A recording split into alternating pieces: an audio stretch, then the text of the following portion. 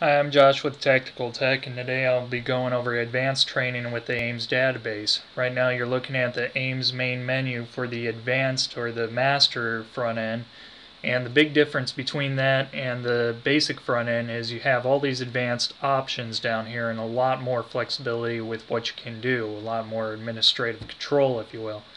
Alright, the first thing we're going to take a look at is the master manifest. This is a lot like the basic interface for the manifest, but it gives you a lot more columns and a lot more control.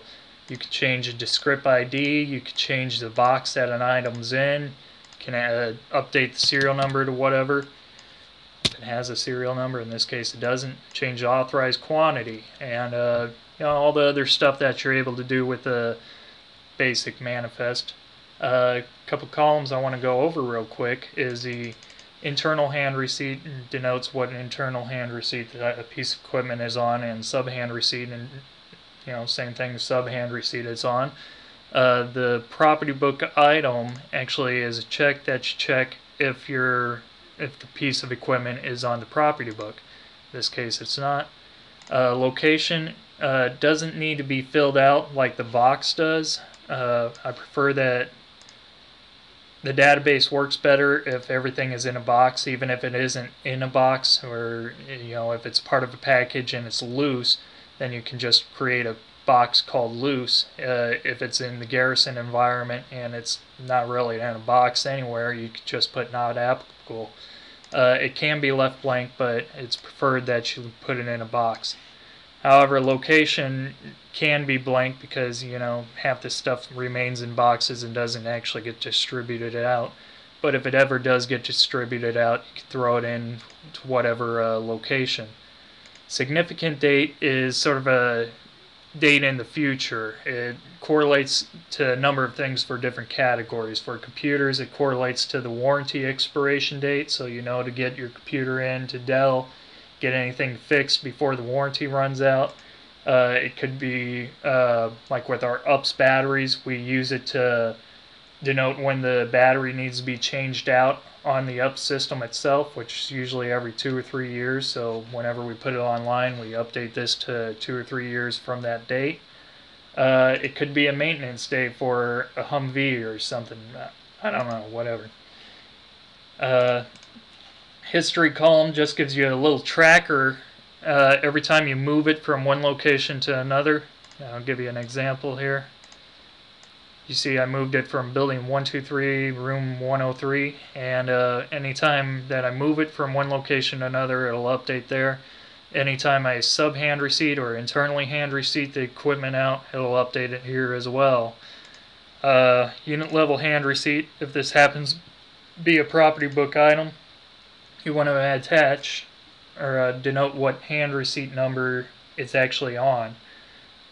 With subcomponent hand receipts, I generally create an entry for it specifically under the unit level hand receipt table, and I put the subcomponents on that hand receipt. They won't show up on the actual hand receipt, but they're still accountable for it. So network devices is sort of like the checkbox that I'm going to be using hopefully in the future. It's not correlating to anything at the moment. So that's in a nutshell is a master manifest, and just like the basic manifest, you can filter by package, create 1750s, create the manifest itself.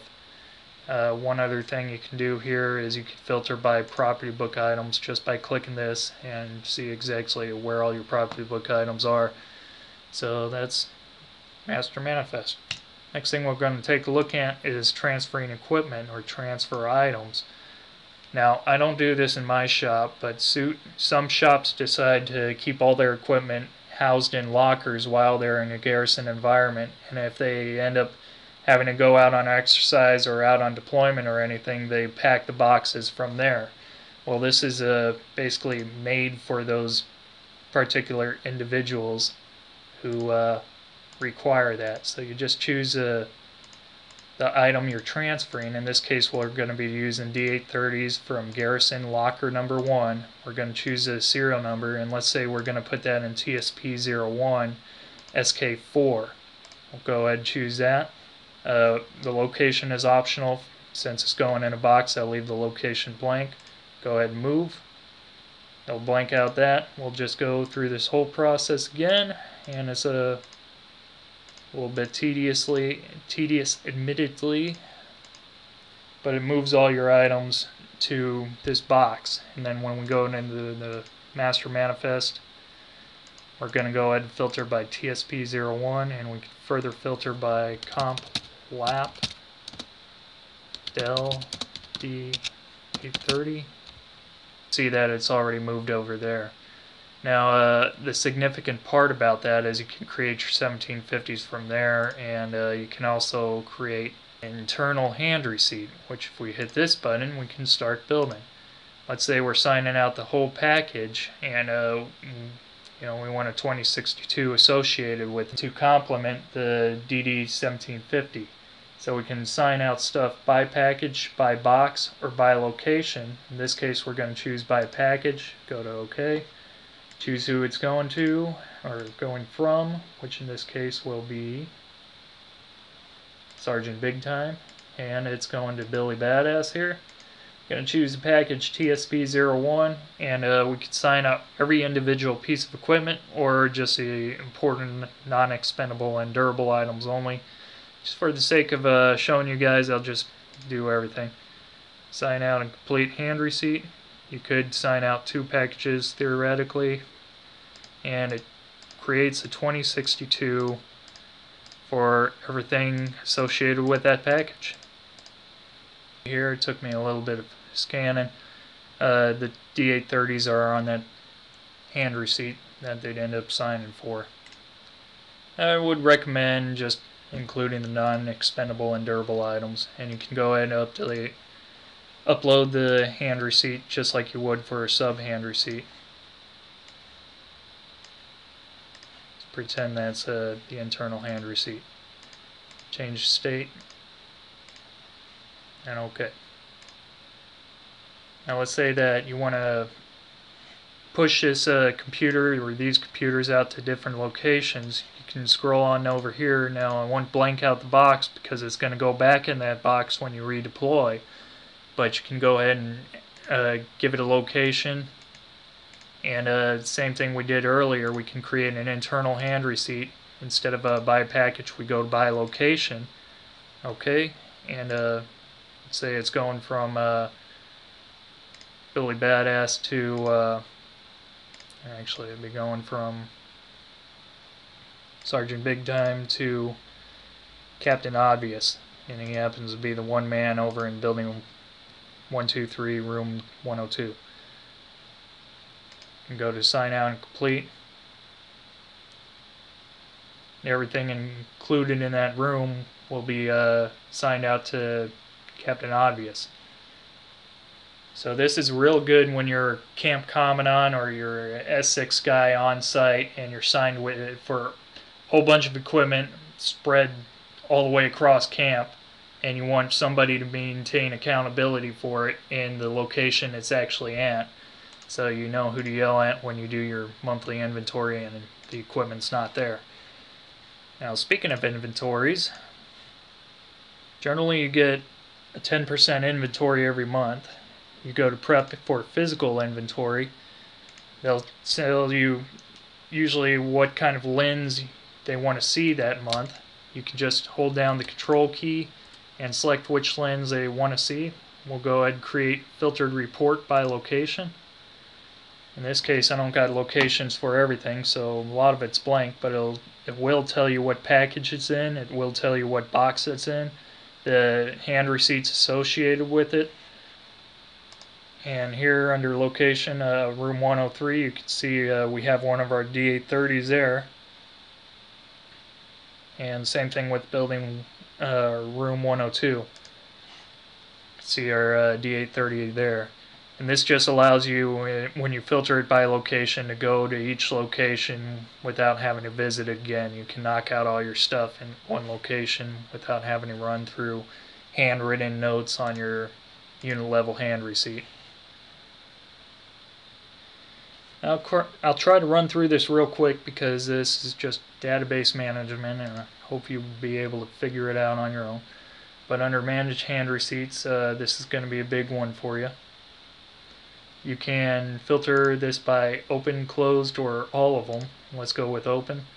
And you can actually update the hand receipt a little bit from here. You add attachments. You can, to close it out, you just click on the hand receipt number. It'll show you exactly what all is related to that hand receipt. You can reconcile all and close out the hand receipt instead of reconciling each individual piece of equipment. After a minute, it'll go ahead and close out the hand receipt. Another thing you can do, it's been closed. Another thing you can do is go to open the hand receipt and basically reprint the hand receipt if you need to sign it again. And you can upload it when you close it. Go ahead and close out. And you got manage boxes, manage packages. I think we went over that in the getting started portion of the video. Manage hard drives. It's just a master hard drive list. You can check out your construction documents. You can check out the actual hard drive documents just by printing that and reprint DA63964. And of course this is already destroyed out, so you're just looking at old documents essentially. The cool thing about this is let's say a little while in the future they find a hard drive that wasn't destroyed properly. You can go back and figure out exactly what happened to that by filtering down by, let's say the last three were U4H. You got the serial number. You can check out the destruction. You can reprint the 3964, and looks like nobody destroyed it. I guess that's good reason why it was found not destroyed. Somebody just flubbed the paperwork. And you can even look in attachments, which if you had any attachments in the moment, you'd be able to see signed hard copies and know who to blame. Next thing I want to go over is turning in equipment. Now you can actually create all the documents you need to turn in equipment. Let's say that one of those computers came back broke. It's going to be DRMO'd. It's totally pooch. There's nothing you can do about it. It's out of warranty. We can go in and turn in equipment, and we choose a submitter. We choose a from dodec, which should be your unit dodec. The DRMO dodec, or 2 dodec, PBO's dodec, the inspector authority, which in this case with computers be ELM, who's going to be inspecting it, and this is pre-configured for my situation, but you can change the doc identifier, the routing identifier, and the return advice code, all of which will be included on the 2765 when all this stuff is said and done. We're going to go ahead and choose what we're turning in. In this case, it's going to be one of those D830s we created earlier. If I get in the right category. And I can do by package, or I can just skip on down to the serial number, choose it, and it's going to be service code H. And looks like it's still on hand receipt, so I need to clear that hand receipt first. Let me go back into here real quick. And I can just reconcile this one piece of equipment and reprint the hand receipt for that other piece of equipment, have the guy sign for it all over again, tear up the old one. So back to this window here. Doing the same thing we did earlier. So much for my quick tutorial. And change condition code, got that. Add turn in prep, and shouldn't have any problems. Let's go ahead and turn in that other computer. Let's say it happened to be in the same path of destruction. And we're going to go ahead and make that condition code Bravo. Why not? Generate these turn-in documents, and creates this in, puts it all in this little table real quick, and you can generate the 2407s for all of it just by clicking that, and it'll click it'll create a 2407 per NSN per condition code. So if two NSNs have the same condition code, it'll try to put it on the same document. So there's less actual signatures, less actual papers to print out. It'll only create 2 copies of each page, so you may have to print it out twice depending on what your unit SOP is. That's for the 2407s, and same thing with the 2765s. It'll divide it up by NSN condition code and try to get it all on the same document. If it's more than, this block here can support in serial numbers, it'll continue it down here. I've been told by DRMO that they'll accept that. Then we got the tags. Since we got condition code Bravo, it created a yellow tag for it. You can print that out, and I've been told again, like I said, that this was acceptable by DRMO. And you can also print out your red tag associated with that condition code hotel. And same thing.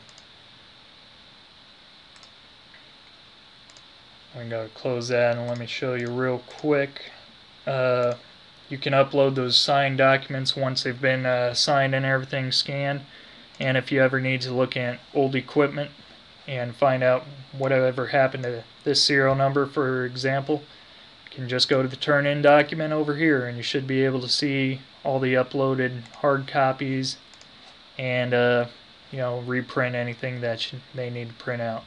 Another thing we got built in here is print manifest. And let's say you're turning in 70 plus items and you're throwing it in the back of the truck. You want to make sure you have everything. You can just print this out real quick, and it gives you a manifest of what all is going back in the truck. You can just scratch it out as it goes.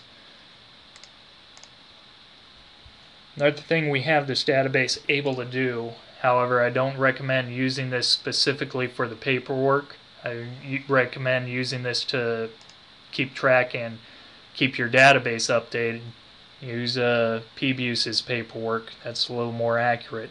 Is Lateral Transfer 3161 Builder. Let's say it's going from you over to Echo Company. You want to put in the justification because Eco needs computers. This is usually filled out by your PBO. Let's say your PBO is Chief Blundery. It's going to be QM for Quartermaster, PBO for Activity, and we're going to be sending over a D430. And same thing as earlier, transfer, create 3161. You can add more stuff on there if you wanted to. In this case we aren't. And it creates your lateral transfer document. The publication number is where your significant number is, correlating back to the database, and you can upload the document from there as well. And to see that piece of equipment again, you can go over here and reprint the document or whatever you need to do. One thing I think I failed to mention, and this will be the last bit of training for today. Go back to the master manifest and I go to manage boxes. It gives me a box manifest. So let's say I'm going out on mission, I'm bringing TSP-01, I want to make sure that I have all 5 of these boxes, or this is better for 20 some 30 some odd boxes, and they're going on a box truck or something. Want to make sure they're all packed up, right? Generally don't have my computer with me, so I go to box manifest. And it prints out this little report. I can print it out, update remarks, locations right there, and just check them off as they get thrown in the box truck. And then I can come back here and change the location if I need to. It's totally arbitrary, so no big deal. That concludes advanced training for today. Thank you very much, and have a nice day.